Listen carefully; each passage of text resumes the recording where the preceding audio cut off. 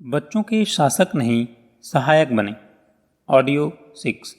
भोजन इसलिए किया जाता है कि इससे शरीर को निरंतर शक्ति प्राप्त होती रहे, ताकि शारीरिक वृद्धि व विकास के लिए जो अतिरिक्त शक्ति की आवश्यकता रहती है उसकी पूर्ति होती रहे एवं शरीर द्वारा नित्य प्रति किए जाने वाले कार्यों से होने वाले शक्ति ह्रास की पूर्ति होती रहे।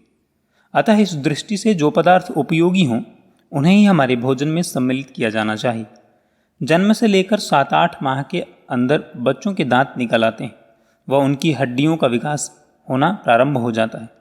प्रारंभ में बच्चा बड़े वेग से बढ़ता है, उसके शरीर के विभिन्न अवयवों व अस्थियों की वृद्धि होती है। अतः इस अवसर पर बच्चों को अधिक वसायुक्त एवं कैल्शियम वाले पदार्थ दिए जाने चाहिए और बड़े होने पर बच्चे अधिक खेलते कूदते हैं तथा उन्हें शरीर का अधिक श्रम करना पड़ता है। इससे शारीरिक शक्ति का ह्रास होता है। अतः इसकी क्षतिपूर्ति के लिए भी बच्चों को अधिक पुष्टिकारक भोजन की आवश्यकता रहती है। साधारणतया बच्चों को भोजन में दूध की बनी चीज़ें, अन्न, गेहूँ, जौ, मक्का, ज्वार, बाजरा, चावल आदि, दालें व कुछ फल, सेब, नारंगी, लीची आदि, साग सब्जी, हरी भाजी, कंद आदि दिए जाने चाहिए। दूध बच्चों के लिए आवश्यक भोजन माना गया है, क्योंकि इसमें बच्चों की वृद्धि के लिए आवश्यक सभी तत्व विद्यमान रहते हैं। वैसे दूध गाय, भैंस, बकरी किसी का भी अच्छा रहता है, परंतु गाय के दूध में प्रोटीन व लवण अधिक होने से वह अधिक उपयोगी रहता है। दूध एवं हरी सब्जी, दालों एवं अन्न आदि के शाकाहारी भोजन में आवश्यक सभी तत्व मिल जाते हैं। बच्चों को निश्चित समय पर निर्धारित मात्रा में यदि शाकाहारी भोजन दिया जाता रहे तो वे स्वस्थ व पुष्ट बने रहते हैं। इस दृष्टि से बच्चों में सदैव ही इस तरह के संस्कार डाले जाने चाहिए कि वे खाने योग्य पदार्थों के सेवन को ही अपनी आदत बनाएं। सादा, ताज़ा, बिना दुर्गंध के भोजन को भगवान कृष्ण ने गीता में सात्विक भोजन बताया है। इस तरह का भोजन ही अधिक अच्छा व उपयोगी। बच्चों में प्रारंभ से ऐसे संस्कार डाले जाने चाहिए कि वे भोजन शरीर व स्वास्थ्य के लिए करें, न कि स्वाद व जीभ के लिए। स्वाद में अच्छे लगने वाले मसालेदार, चटपटे, जायकेदार पदार्थों के सेवन से बच्चों की पाचन शक्ति भी क्षीण होती है व तरह तरह के रोग इनसे हो जाते हैं। बच्चों में अधिकाधिक खाने खिलाने की समस्या तो बाद में आती है। पहले तो माताओं के समक्ष यह चिंता मुख्य रहती है कि वह अपने बच्चों में भोजन के बारे में स्वस्थ आदतें डालें। शैशवावस्था में बच्चा माँ का दूध छोड़ने को प्रथमतः तो तैयार ही नहीं होता। वह माताएं जब स्तन दुग्धपान छुड़ा भी देती हैं तो वह बोतल का दूध व पेय पदार्थों को ही प्रिय समझे रहता है। वह ठोस भोज्य पदार्थ ग्रहण नहीं करता। बच्चों के प्रारंभिक काल में तो माँ का दूध तथा ऊपर का दूध उपयुक्त रहता है, परंतु बाद में जैसे जैसे वह बढ़ता रहता है उसके शरीर की वृद्धि एवं उसके समुचित विकास के लिए उसे ठोस भोजन पदार्थ तथा अन्न, शाक, भाजी, दाल आदि भी दिया जाना चाहिए, कारण कि इनके बिना उसका स्वास्थ्य व समुचित विकास प्रायः असंभव ही रहता है। शिशु के बढ़ते शरीर की आवश्यकता को देखते हुए उसे ठोस भोज्य पदार्थों की आवश्यकता पड़ने लगती है। वह बिना इसके उसका शारीरिक विकास अपेक्षानुरूप नहीं हो पाता। ठोस भोज्य पदार्थ खिलाना प्रारंभ करना अपने आप में एक बड़ा काम रहता है। वह इसीलिए शायद बच्चों को प्रथम बार ठोस भोजन खिलाने के कार्य को पर्व के रूप में मनाया जाता है, जिसे अन्नप्राशन के नाम से जाना जाता है। जब एक बार बच्चा ठोस भोजन पदार्थ ग्रहण करना प्रारंभ करता है तो फिर माँ बाप के समक्ष दूसरी समस्या यह आती है कि बच्चा स्वयं के हाथ से भोजन नहीं खाता। इसके लिए बड़े बूढ़े उसको लाड प्यार से खुद खिलाते रहते हैं। यह प्रवृत्ति थोड़े समय के लिए तो ठीक है, परंतु अधिक समय तक लाड प्यार बच्चों को बिगाड़ देगा व उनमें भोजन ही क्या, हर काम के लिए दूसरों पर निर्भर रहने की आदत डाल देगा। अतः जितनी जल्दी संभव हो सके अभिभावकों एवं मुख्यतः माँ को यह प्रयास करना चाहिए कि बच्चा अपना भोजन स्वयं ही करे।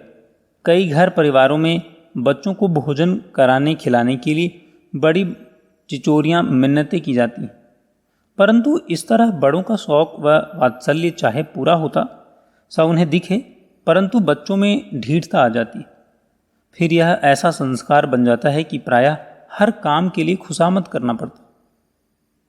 अतः बच्चों को भोजन के लिए आग्रह प्रस्ताव तो करना चाहिए, परंतु इसके लिए उनकी निरंतर खुशामद नहीं की जानी चाहिए एवं तनिक कठोरता की भी आवश्यकता हो तो उसका उपयोग कर बच्चों को भोजन की आदतें डालना चाहिए।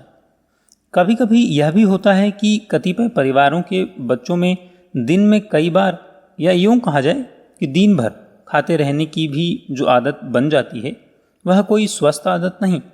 ऐसे बच्चों को बहुधा पेट की बीमारियां हो जाती हैं। अधिक भोजन से बीमारी का उपचार तो किया कराया जा सकता है, परंतु शारीरिक बीमारी से अधिक नुकसानदायक यह होती है कि उनके बार बार खाते रहने की आदत बन जाती है। अतः माँ बाप अपने बच्चों में ऐसे संस्कार डालें कि बच्चे अपने नियत समय पर ही खाए पिएं व उसके बाद कभी भी चाहें घर में मेहमान आए या माँ बाप के साथ मेहमानी में जाएं, ना खाएं पिएं। दूसरे आग्रह भी करें तो नम्रता से मना कर दें। इसके लिए माँ बाप को चाहिए कि घर में बच्चों की संख्या व अपनी आर्थिक स्थिति को देखते हुए ऐसी व्यवस्था बनाएं कि जिससे बच्चों को खान पान का अभाव न रहे तथा अपनी वित्तीय सीमा में रहते हुए सादा भोजन की ही व्यवस्था करने व बच्चों को सही ढंग से सहस्नेह यदा कदा ना खाते रहने की सीख दें।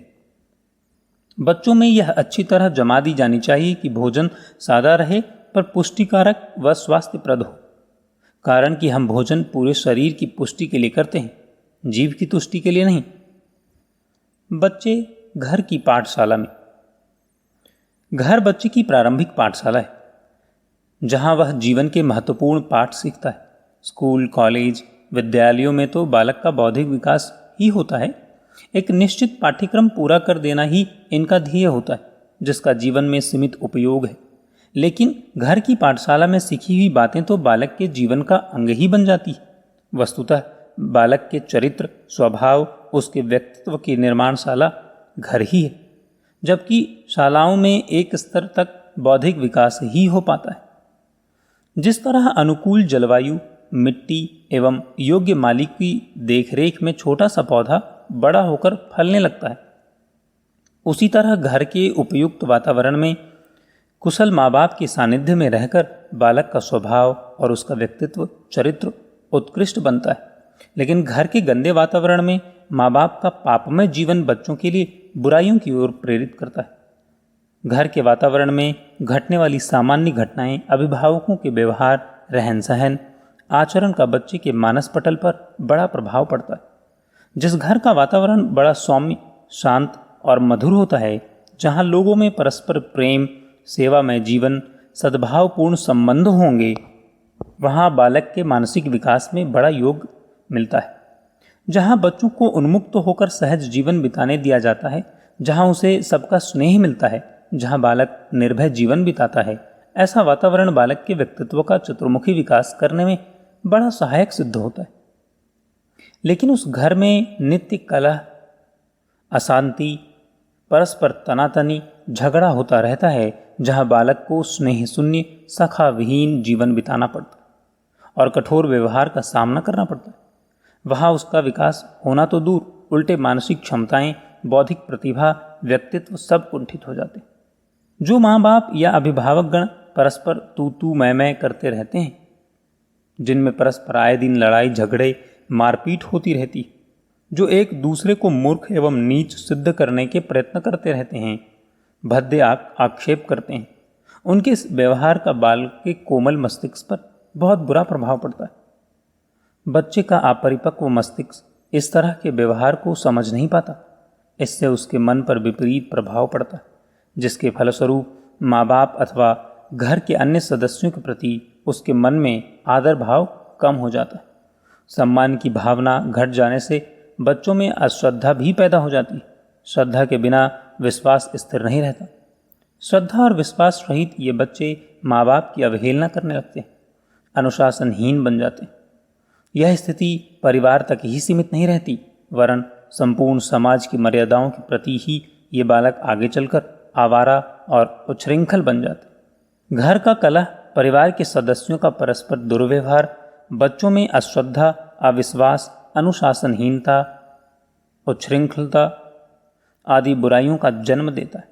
अतः आवश्यकता इस बात की है कि पति पत्नी के बीच होने वाली तकरार अथवा परिवार में होने वाला कलह सर्वथा दूर करने का प्रयास किया जाए।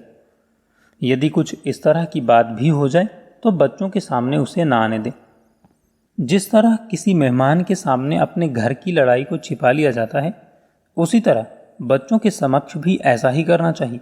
अपने घर की बात तो दूर, रिश्तेदार अथवा पड़ोसियों के झगड़े की बात को बच्चों तक नहीं आने देना चाहिए। अभिभावकों को चाहिए कि बच्चों के समक्ष अपनी कोई चारित्रिक कमजोरी प्रकट ना होने दे। बच्चा कितना ही अबोध क्यों न हो, उसके समक्ष परस्पर प्रेम प्रदर्शन, अश्लील हाव भाव अथवा गलत आचरण कभी न किया जाए। बच्चे की मनोभूमि इतनी ग्रहणशील होती है कि जाने अनजाने वह इनको सहज ही अपना लेती। जहाँ तक बने दुर्व्यसनों को तिलांजलि दे देनी चाहिए। फिर भी कोई बुराई ना छूटे तो इतना तो ध्यान रखना चाहिए कि बच्चों के समक्ष उसे व्यक्त ना होने दे। बीड़ी, सिगरेट, तंबाकू आदि कोई भी व्यसन एकांत में पूरा किया जाए, बच्चों के समक्ष नहीं। बच्चों के समझदार और कुछ बड़े हो जाने पर उनके लिए सोने की व्यवस्था अलग कर देनी चाहिए।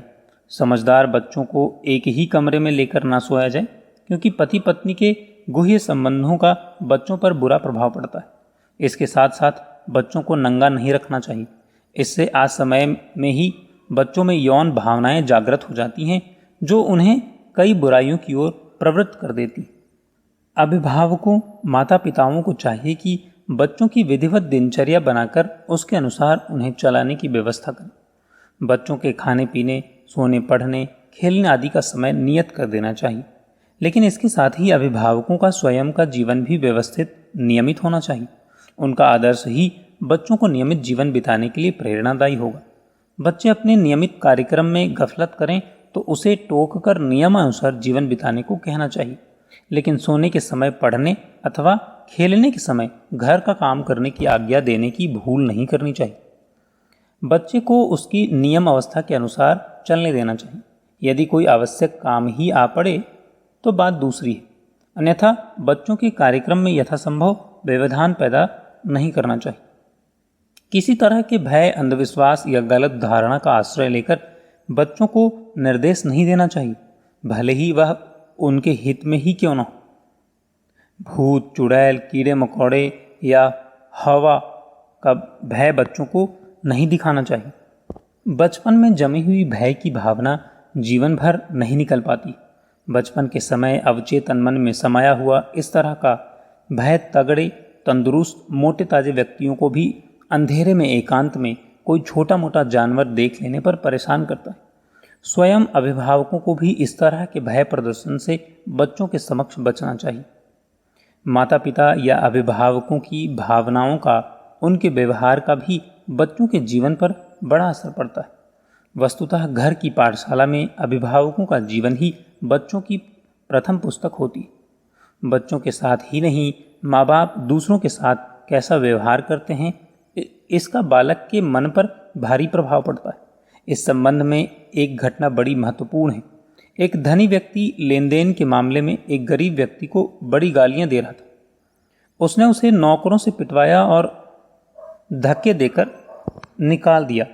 उसका गिरवी रखा हुआ जेवर धनिक ने हड़प लिया। गरीब बेचारा रोता चिल्लाता चला गया। बालक का कोमल हृदय यह सब सहन नहीं कर सका और अपने पिता के प्रति उसके हृदय में कटुता और घृणा की भावना पैदा हो गई। वह विद्रोही बन गया। बाप का कहना सुनना उसे बुरा लगता। ऐसे काम वह करता जिससे धनी पिता को क्लेश होता, पिता की परेशानी से प्रसन्नता होती। अंत में परिस्थिति यहाँ तक आ गई कि बड़ा होने पर उसने सारे धन पर कब्जा कर लिया और पिता की बीमारी में तड़प कर प्राण छोड़ने पड़े, लेकिन उसके हृदय पर कोई प्रभाव नहीं हुआ। उस बहू की कहावत प्रसिद्ध है जो अपने ससुर को मिट्टी के पात्र में भोजन देती थी। एक दिन मिट्टी का पात्र फूट गया तो बहू बहुत झल्लाई, कई गालियां दी। उसने लकड़ी का पात्र मंगवा दिया और चौके से बाहर भोजन दे दिया। उसका अबोध बालक यह सब देख रहा था। दूसरे दिन वही बालक एक लकड़ी के तख्ते को पत्थर से ठोक ठोक कर पीट रहा था। माँ ने पूछा, बेटा क्या कर रहा है? बालक ने अपनी बात सुलभ भाषा में कहा, अम्मा मैं लकड़ी की थाली बना रहा हूँ। जब तू बूढ़ी हो जाएगी तो इसी में भोजन परसा करूँगा। वह स्त्री हक्की बक्की रह गई और उसी दिन से वृद्ध ससुर को अच्छे पात्रों में आदर सहित भोजन देने लगी।